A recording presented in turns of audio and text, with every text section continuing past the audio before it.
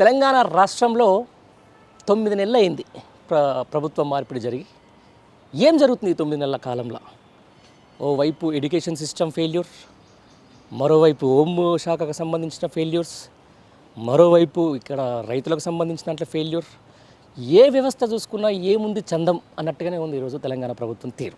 దీనికి సంబంధించిన దాంట్లో గతంలో చిన్న పర్రెలకే లేకపోతే చిన్న దానికే అది అని చెప్పేసి మొత్తం తెలంగాణ ఆగమవుతుందని చెప్పేసి, లేకపోతే తెలంగాణకు ద్రోహం చేస్తురని చెప్పేసి అన్నటువంటి ఈరోజు ఇంటలెక్చువల్స్ ఈరోజు ఎక్కడికి వెళ్ళారు? వాళ్ళు ఎందుకు మాట్లాడట్లేదు? ఓవైపు రైతులు రైతు భరోసా కోసం, రుణమాఫీ కోసం ఎదురు చూస్తున్నారు. ఓవైపు విద్యార్థులకు మంచి ఎడ్యుకేషన్ దక్కట్లే అని చెప్పేసి రోడ్లెక్కి ధర్నా చేస్తున్నారు. ఇంకోవైపు లాండర్కి సంబంధించి జైనూర్ లాంటి ఒక డాట్ ఏరియాలో ఈరోజు హత్యలు అత్యాచారాల కాడికి వెళ్తూ ఉంది. ఇవన్నీ చూస్తున్న తర్వాత అసలు నిజంగా తెలంగాణ బుద్ధిజీవులు, నిజంగా తెలంగాణ ఇంటలెక్చువల్స్ ఏమనుకుంటున్నారు? అసలు ఏం జరుగుతుంది తెలంగాణ రాష్ట్రంలో? ఈ 9 నెలల పాలన నిజంగా బుద్ధిజీవులకు మేలు జరిగినట్టు కనిపిస్తుందా లేదా అనే దాని మీద మనతో మాట్లాడేందుకు ఎస్టీయు పూర్వ అధ్యక్షులు, అలాగే ప్రముఖ మానవతావాదని చెప్పుకోవచ్చు, లేకపోతే ఇంటలెక్చువల్ అని కూడా చెప్పుకోవచ్చు, భుజంగరావు గారు మనతో ఉన్నారు. ఆయన అడిగి అసలు ఏంది తెలంగాణ రాష్ట్రం ఏ విధంగా ముందుకు పోతుందన్న దాని మీద తెలుసుకునే ప్రయత్నం చేద్దాం. సార్ నమస్తే. నమస్తే అండి.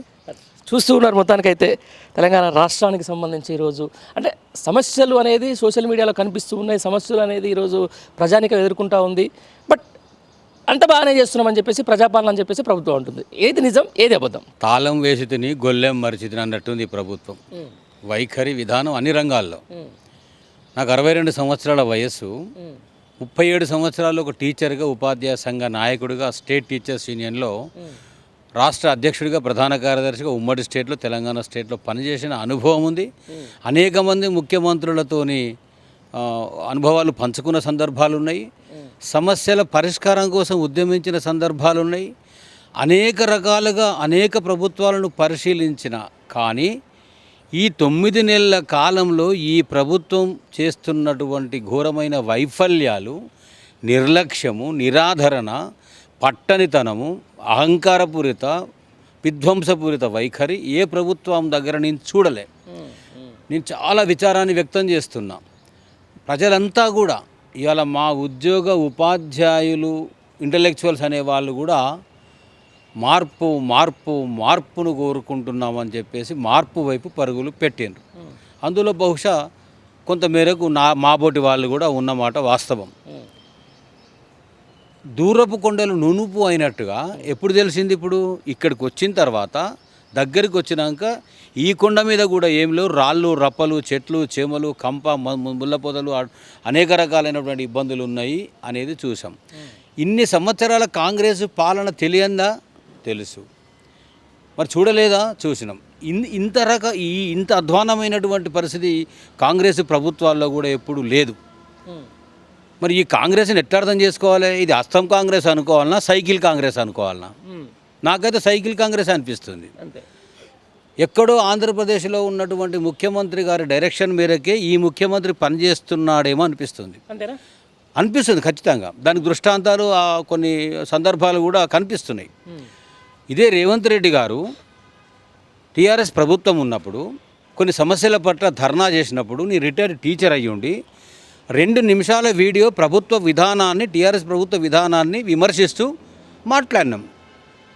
ఈయన ఇప్పటి ముఖ్యమంత్రి, అప్పటి పిసిసి అధ్యక్షుడు, అబ్బా వీడియో బ్రహ్మాండంగా ఉంది, నచ్చింది, ఒక రాజకీయ నాయకుడిని మించి మాట్లాడి, ఎవరి నాయకుడు, ఎవరి వ్యక్తి అని చెప్పేసి బ్రహ్మరథం పట్టినవు. అది తీసుకుపోయి ఫేస్బుక్లో పెట్టుకున్నావు. 180,000 వ్యూస్ వచ్చినాయి అనుకున్నావు. ధర్మపురి అరవింద్ బీజేపీ ఆయన తీసుకుపోయి ఆయన వీడియో ఆయన పెట్టుకున్నాడు ఫేస్బుక్లో, ఆయనకు 1,00,000 వ్యూస్ వచ్చినాయి. అంటే మేము మాట్లాడిన దాన్ని, మా కడుపు మంటను, మా ఆవేదనను గొప్పగా అర్థం చేసుకున్నటువంటి రేవంత్ రెడ్డి గారే మరి కాంగ్రెస్కి ముఖ్యమంత్రి అయితే ఎంత బ్రహ్మాండంగా ఉంటుందో, ఎంత బ్రహ్మరథం పడతాడో, ఈ ప్రజలు ఎంత సుభిక్షంగా ఉంటారో. ప్రజాపాలన అన్నాడు కదా, ప్రజల కోసమే పాలన వచ్చింది, కొన్ని దశాబ్దాల తర్వాత వస్తున్నట్టు కనబడుతుందని అనుకున్నాం. కానీ నాకు మొదటి నుంచి రేవంత్ రెడ్డి గారి మీద కొంత అనుమానమే. ఎందుకంటే చెప్పేది ఒకటి ఉంటుంది, తాను చేసేది ఒకటి ఉంటుంది. ఇప్పటి నుంచి కాదు, కొన్ని దశాబ్దాల నుంచి, కొన్ని సంవత్సరాల నుంచి రేవంత్ రెడ్డి గారు తెలుసు. ఆయన అలాంటి వాళ్ళని చాలామందిని మర్చిపోయి ఉండొచ్చు. ఎందుకు చెప్తున్నాను ఈ మాట అంటే, కాంగ్రెస్లో కూడా ఏమనుకున్నారు, ఇవాళ కూడా ఏమనుకుంటున్నారు, అంతా కొట్లాడిండు, పోరాడిండు, తీసుకొచ్చిండు, అధికారంలోకి తెచ్చి అధికారంలోకి రేవంత్ రెడ్డి గారు తేలేదు. కాంగ్రెస్ పార్టీ మీద ప్రజలకు ఉన్నటువంటి విశ్వాసము కొంత మార్పు చేస్తే కొంత క్వాలిటేటివ్ చేంజెస్ వస్తాయి, కొన్ని రంగాల్లో పురోభివృద్ధి జరుగుతుంది, ఇంతకంటే గొప్పగా ఉంటుందని చెప్పేసి ప్రజలు అనుకున్నారు. అనుకోవడానికి ఈయన చెప్పిన మాయమాటలు మేనిఫెస్టోలో కూడా ప్రజలు నమ్మినరు. 2000 పెన్షన్ అంటే ప్రతి మహిళకి 2500 ఇస్తా అంటివి, 2000 పెన్షన్ అంటే 4000 ఇస్తా అంటివి. రైతు బంధు, నేను ఒక రైతును, రైతు బంధు ఎక్కడ ఏ రాష్ట్రంలో లేని దానికి ఒక కొత్త సృష్టికర్తగా శ్రీకారం చుట్టి రైతు బంధుని తీసుకొచ్చి కేసీఆర్ గారు ఎకరానికి 10,000, వానాకాలం 5,000, యాసంగి 5,000 అంటే ఎవరు చెప్పమన్నాడండి? నిన్ను 7,500 వానాకాలం ఇస్తా, 7,000 ఎండాకాలం ఇస్తా, కరెక్ట్ టైంకి వస్తే డేట్కి వస్తే 15,000 ఇస్తా అన్నావు కదా. అంటే ఇచ్చినప్పుడు చూసుకుందాం అనుకున్నావా? 4,000 పెన్షన్ వా, 2,500 మహిళలకు వా, రైతు బంధు లేదు, రైతు భరోసా లేదు. ఇక రుణమాఫీ విషయంలో తాళం వేసి తిని గొల్లెం మర్చి తిని అన్నట్లుంది కథ. రుణమాఫీ చేసిన బ్రహ్మాండంగా అందరికీ జరిగిపోయిందని అంటే, నేను ఒక రైతుగా అనేక మంది ప్రజల బాధలు చూసిన పల్లెల్లో పోయి, సార్ నాకు రుణమాఫీ జరగలేదు, నా అకౌంట్లో డబ్బులు రాలేదు, నాకు పడలేదు, నేను మీ ముందు చెప్తున్నా కదా అంటారా, వేసిన అంటుండయా రుణమాఫీ అయిందంటూ నువ్వు అబద్ధం చెప్తున్నావు అంటే ఏం మాట్లాడుతున్నావు సార్?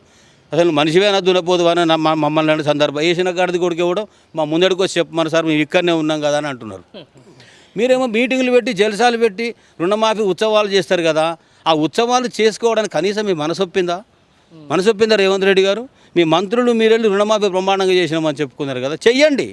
చేసిన తర్వాత చెప్పడానికి కూడా కొంచెం వెనుక ముందు ఆలోచన చేయాలి. దీంతోపాటు ఉన్నారు, ఎన్నో సంవత్సరాల పాటు విద్యా బోధనలో ఉన్నారు. ఈరోజు చాలా మనసును బాధ కలిగించే విషయం, పాలమాకుల గురుకుల పాఠశాలకు సంబంధించి విద్యార్థులు, ఎస్సీ ఎస్టీ విద్యార్థులు ఈరోజు రోడ్డుకి వచ్చి ధర్నాలు చేసినటువంటి పరిస్థితి. అంటే ఏం జరుగుతుంది అసలు? ఎడ్యుకేషన్ వ్యవస్థ నిజంగా ఈ గురుకులాలు అనే దాన్ని ఒక నిజంగా ఎస్సీ ఎస్టీ బీసీ పిల్లలకు ఒక మంచి విద్య అందుతుంది, నాణ్యమైన విద్య అందుతుంది, నిర్వీర్యం చేసి కుట్ర ఏమైనా చేస్తుందంటారా ఈ ప్రభుత్వం? నేను అనుకుంటున్నా సార్, కేసీఆర్ ఆనవాళ్ళు తెలంగాణ రాష్ట్రంలో తుడిచేసే కుట్రలో భాగంగానే ఇవాళ తాను పెట్టిన 1000కి పైచిలుకుగా అనేక రకాల రెసిడెన్షియల్ పాఠశాలల్లో బ్రహ్మాండమైనటువంటి నాణ్యమైన విద్య, నాణ్యమైనటువంటి భోజనం, నాణ్యమైనటువంటి అన్ని రకాలుగా వసతి కల్పించి మంచి క్వాలిఫైడ్ టీచర్స్ను సకాలంలో నిర్మించి ఎక్కడా ఏ ఇబ్బంది రాకుండా, ఎలాంటి డిస్టర్బెన్స్ లేకుండా అన్ని రకాలుగా కడుపులో పెట్టి కాపాడుకున్నటువంటి టీఆర్ఎస్ ప్రభుత్వాన్ని ఇవాళ గుర్తొస్తూ ఉంది. ఇవాళ మీరు ఏం చేస్తూ ఉన్నారు?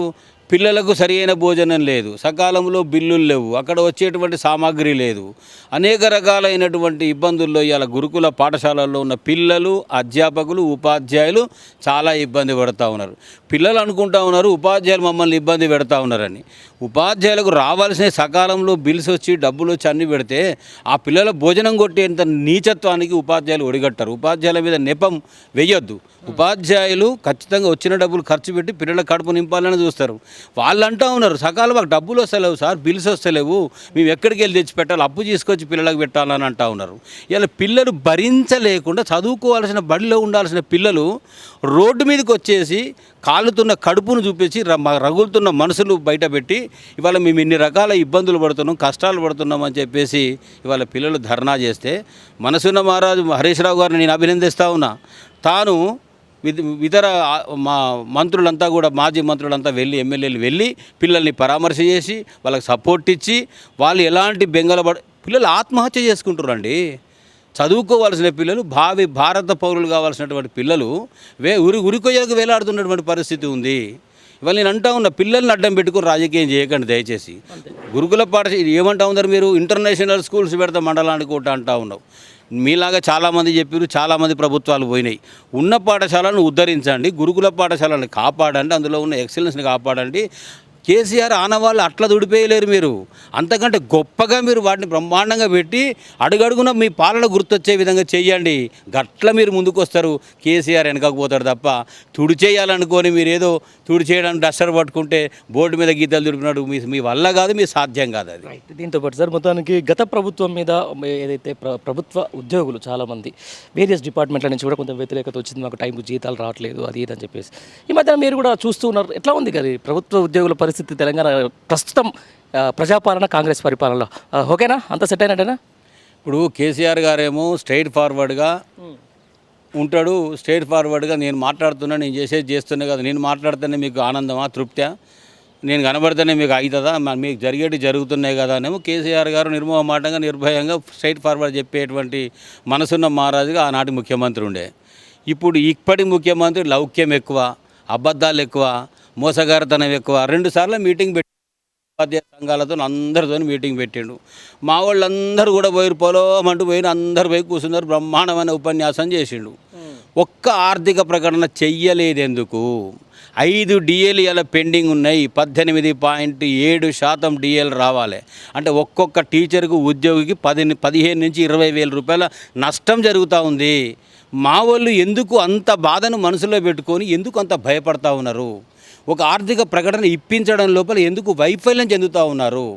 పిఆర్సి ఏ మాటకు ఆ మాట చెప్పుకోవాలండి, పార్టీలకు అతీతంగా మాట్లాడుతూ ఉన్నాను నేను.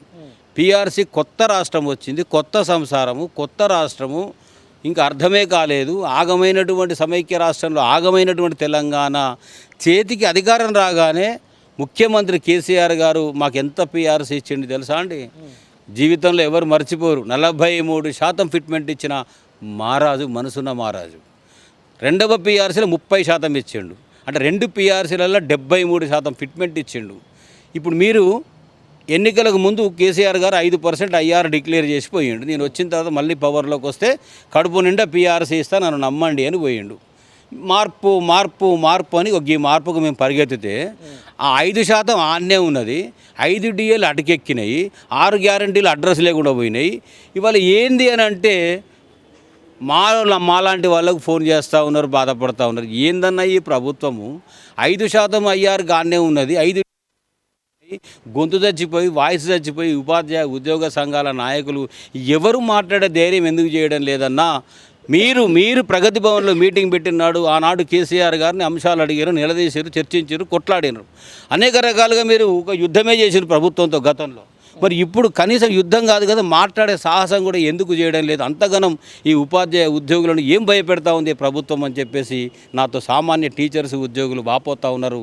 ఏమీ చేయలేనటువంటి దయనీయ స్థితిలో మనసు రగిలిపోయి బాధ అనిపించి, నాలో ఉన్న బాధ, నాలో ఉన్న ఆవేదన జనాలకు తెలవాలి. ఉద్యోగ ఉపాధ్యాయులకు, ప్రజలకు ఒక కష్టాలు అర్థం అయినటువంటి వ్యక్తిగా వాళ్ళకి వినిపించాలనే ఉద్దేశంతో నేను స్వచ్ఛందంగా ఇవాళ తెలంగాణ కోసం పొట్లాడి సాధించినటువంటి తెలంగాణ ఉద్యమకారుడు స్థాపించినటువంటి అనేక మంది 4 కోట్ల తెలంగాణ ప్రజల ఆకాంక్షగా అడ్రస్గా నిలిచినటువంటి బీఆర్ఎస్ పార్టీలోనే ఖచ్చితంగా ప్రవేశం తీసుకోవాలి. అందులో ఇంటలెక్చువల్ వింగ్ విభాగంలో నేను ఉండాల్సిన అవసరం ఉందని చాలా ఆలోచించి, సుదీర్ఘకాలం 1 సంవత్సరం నుంచి ఆలోచించి అధికారము లేనప్పుడు, ప్రతిపక్షంలో ఉన్నప్పుడు ప్రజల కోసం, ఉద్యోగుల కోసం, ఉపాధ్యాయుల కోసం సేవ చేయాలంటే ఇదే సరైనటువంటి సమయం. ప్రతిపక్షంలో ఉండి ప్రభుత్వం యొక్క విధానాలను నిలదీయాల్సిన అవసరం ఉంది, ఎండగట్టాల్సిన అవసరం ఉందనే ఉద్దేశంతో నేను బీఆర్ఎస్లో ఇంటలెక్చువల్ విభాగంలో చేరడం జరిగింది. అందులో భాగంగా నేను పనిచేస్తున్నటువంటి అధికారంలో ఉన్న ప్రభుత్వం యొక్క విధానాలను, దుర్మార్గాన్ని ఎండగట్టే దాంట్లో ఉన్న ఇంకొక ప్రశ్న కూడా వేస్తూ ఉన్న మిర్రర్ టీవీ తరపున ప్రజలందరూ కూడా గ్రహించాలి. అయ్యా మేధావులారా, అయ్యా కోదండరామరెడ్డి గారు, అయ్యా ఆకునూరు మురళి గారు, ఇంకా సోకాళ్ళు మరి సూడో అనాల్లో మిమ్మల్ని రియల్ అనాల్లో ఇంటలెక్చువల్స్ ఏం మేధావులో నాకు అర్థం కావడం లేదు. కానీ ప్రజల కష్టాలు మీకు పట్టాయి, విద్యార్థుల కష్టాలు మీకు పట్టాయి, ఇలా ఉద్యోగ ఉపాధ్యాయుల సమస్యలు పట్టాయి. దేని మీద మాట్లాడరు మీరు? ఎందుకు అంతగా మీరు మీ వాయిస్ ఎక్కడ క్లోజ్ అయిందండి? మీ వాయిస్ మార్టిగేజ్ చేసుకున్నారా? మీ వాయిస్ని అమ్మేసుకున్నారా? మీ వ్యక్తిత్వాలు కుదోబెట్టినరా? ఎందుకు మాట్లాడడం లేదు మీరు? స్పందన ఎందుకు లేదు మీ లోపల? కోదండరామ్ గారు, నేను భుజంగరావు ఫైర్ బ్రాండ్ అనేది కదా సార్. మీరు ఇలా ఫైర్ బ్రాండే మాట్లాడుతూ ఉన్నాడు. ఈ రేవంత్ రెడ్డి గారు కూడా బహుశా ఇది చూస్తాడో చూడ నాకు తెలియదు, చూస్తే కనుక ఈ ఫైర్ బ్రాండ్ నన్ను తగులుకున్నాడు అని అనుకునే అవకాశం కూడా ఉంటుంది. వచ్చే నష్టము, వచ్చే కష్టము, వచ్చే ఇబ్బందిని గుర్తుపెట్టుకొని మాట్లాడడం లేదు. నా ప్రతి మాట వెనుక మనసులో ఉన్నటువంటి బాధ బయటకు వస్తూ ఉంది, ఆవేదన బయటకు వస్తూ ఉంది. మీరు తెలంగాణ రాష్ట్రాన్ని ఎక్కడో ఒక బ్రాండ్ ఇమేజ్లో ఉన్నటువంటి దాన్ని నాశనం చేసి విధ్వంసం చేసేటువంటి ఆలోచన చేస్తూ ఉన్నారు. దయచేసి అట్లా చెయ్యకండి, నిలబడండి, మంచి చెయ్యండి, బ్రహ్మాండంగా చేయండి. నిన్న రవీంద్ర భారతిలో టీచర్స్ డే అయింది. మొన్ననే కదా 9 నెలల కిందనే కదా నీ ప్రభుత్వం వచ్చింది. మీరే కదా విద్యాశాఖ మంత్రి, మీరే కదా ముఖ్యమంత్రి. తీరిక లేదా ముఖ్యమంత్రి గారు రవీంద్ర భారతికి వచ్చి మా టీచర్లకు అవార్డ్స్ ఇచ్చి మరి వాళ్ళని సన్మానించేటువంటి అవకాశం నీకు కనిపించలేదా? కాబట్టి నీ బాధతో మాట్లాడుతూ ఉన్నా. చంద్రబాబు నాయుడు అక్కడ పక్క రాష్ట్రంలో వరదల్లో తిరుగుతూ బురదలో తిరుగుతూ మరి టీచర్స్ డేకి తాను స్వయంగా పాల్గొనే అవకాశం తీసుకున్నాడు ఆయన. మరి ఇక్కడ మీకెందుకు టైం దొరకట్లేదు? టీచర్స్ని అవమానపరిచిండ్రు సెప్టెంబర్ 5 నాడు. వచ్చినటువంటి అవార్డు కాదు ముఖ్యం, ప్రభుత్వం దగ్గర మా గౌరవం ఎంత ఉందనేటువంటిది వెతుక్కునే పరిస్థితి అలా. అంతేనా? Right sir. దాంతోపాటు ఈరోజు ప్రభుత్వ అధికారులు, అందులో ఉన్నతాధికారులకు సంబంధించి ఎవరైతే ప్రశ్నించే గొంతుక అని చెప్పేసి అన్నటువంటి తీన్మార్ మల్లన్న, ప్రస్తుతం ఆయన ఒక ప్రజాప్రతినిధి కూడా, మీకు తెలుసు ఆ విషయం. ఆయనని ఈరోజు కొంతమంది కలెక్టర్ల మీద చేయండి లేకపోతే ఇంట్లో వండుకోర్రి అని చెప్పేసి కొన్ని అభ్యంతరకరమైన వ్యాఖ్యలు చేస్తున్నారు. దీన్ని ఎట్లా చూస్తారు? ఇప్పుడు తీన్మార్ మల్లన్న తన దాకా వస్తే ఎదుటి ఉంది దౌర్జన్యం, తన దాకా వస్తే ఎదుటి ఉంది జులుం, తన దాకా వస్తే ఎదుటి ఉంది నిరంకుశ వైఖరి. తాను ఇతరుల పట్ల ఏదైతే బిహేవ్ చేస్తూ ఉన్నాడో దాన్ని ఏమనాలని ఆయనే చెప్పాలి. నువ్వు మాట్లాడుతున్న తీరు దౌర్జన్యం కాదా, నీది జులుం కాదా, నీది ఒక సంస్కారం లేనటువంటి వైఖరి కాదా? మరి దాన్ని ఎట్లా అర్థం చేసుకోవాలి? తీన్మార్ మల్లన్న క్యూ న్యూస్ ఛానళ్ళు నేను రెగ్యులర్గా చాలా కాలం నేను అబ్జర్వ్ చేసిన. కానీ అందులో నాకు ఏం బోధపడిందంటే, తనకేం కావాలనో చూసుకుంటాడు తీసుకుంటాడు తప్ప ఇతరులకు ఏం కావాలనో వాళ్ళకి ఏం చేయాలనేటువంటిది తక్కువ కనబడ్డది. తన కొరకు ఎక్కువ చేసుకునేది ఎక్కువ కనబడ్డది. మరి మా గ్రాడ్యుయేట్లను ఏమనాలనో ఏ రకంగా అనాలనో నాకు అర్థం కావడం లేదు. కానీ తాను పోటీ చేసిండు, తనను ఎమ్మెల్సీ చేసి కూర్చోబెట్టారు. ఆయన ఎవరి కోసం పనిచేయాలి?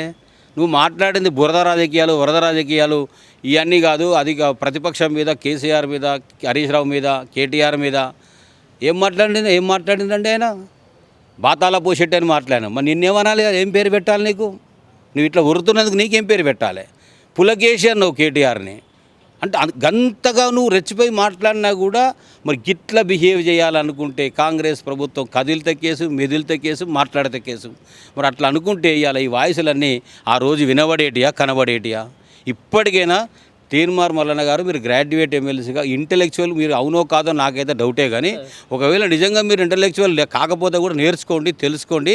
ఒక ఎమ్మెల్సీ అంటే మేధావుల సభ, ఎగువ సభ, ఎగువ విలువలు ఉండాలి, మేధావితనం ఉండాలి, లోతైన అధ్యయనం ఉండాలి, అవగాహన ఉండాలి.